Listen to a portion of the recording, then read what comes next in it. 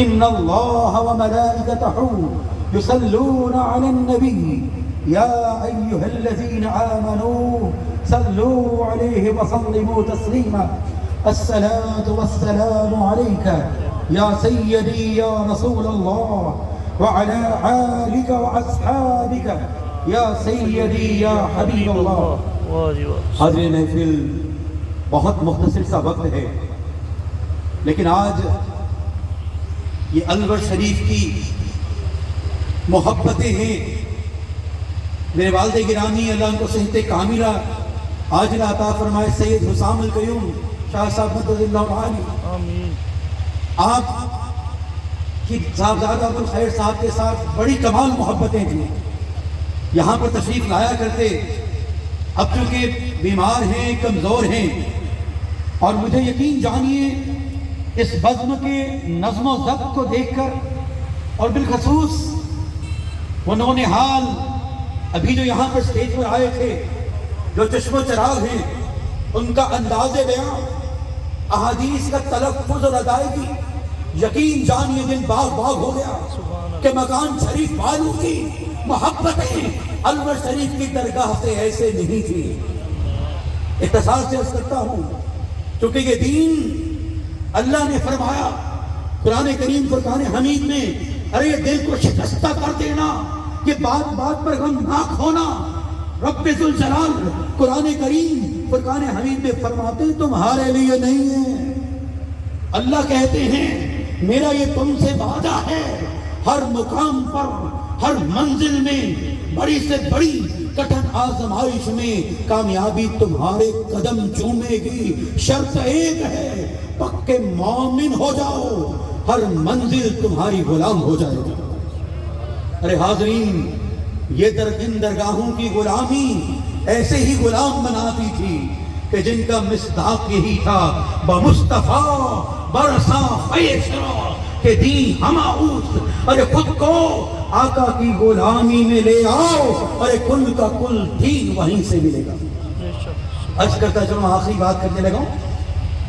حضرت قیوم عالم سیدنا امام علی شاہ صاحب رحمت اللہ علیہ، جن کے خلیفہ خاص شاہ مسعود دہلوی جامع مسجد فتح پوری دلی میں آپ خلیفہ بھی ہوئے، اور امام علی شاہ صاحب کے صاحبزادے مخدوم عالم سیدنا صادق علی رحمت اللہ علیہ کے استاد بھی ہوئے۔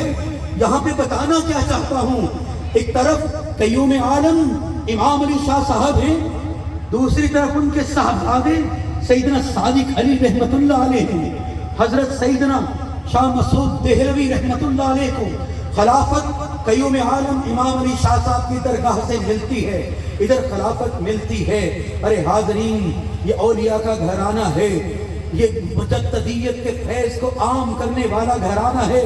دعا ہے رب ذوالجلال کی بارگاہ سے کہ قیامت تک مجدد الفسانی کے فیض کا پروردگار آباد رکھ، شاد رکھ، اور اس فیضان سے ہمارے دلوں کو منور فرما۔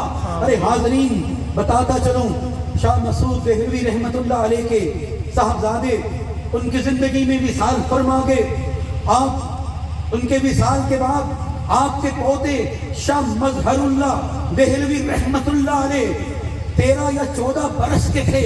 ارے حاضرین، وقت گزرتا گیا، حضرت شاہ مسعود دہلوی بھی وصال فرما جاتے ہیں۔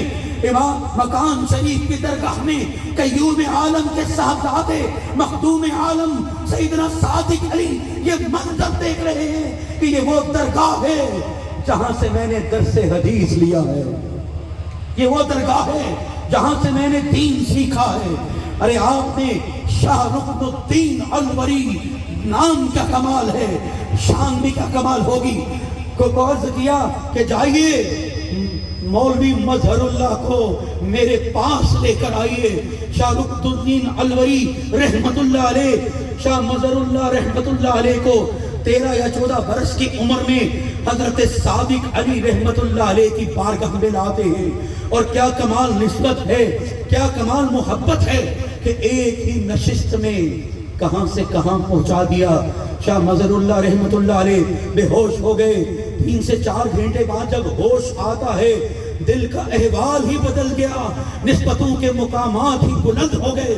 ارے حاضرین، پھر شاہ حضرت صادق علی جانتے تھے کہ میری زندگی مختصر ہے، اس واقعے کے 1 برس بعد آپ کا وصال ہوتا ہے، اور آپ اپنے وصال سے پہلے آپ نے حکم دیا کہ مظہر اللہ کی تربیت جو ہیں، حضرت مظہر اللہ رحمت اللہ علیہ کی تربیت شاہ رکن الدین الوری فرمائیں گے۔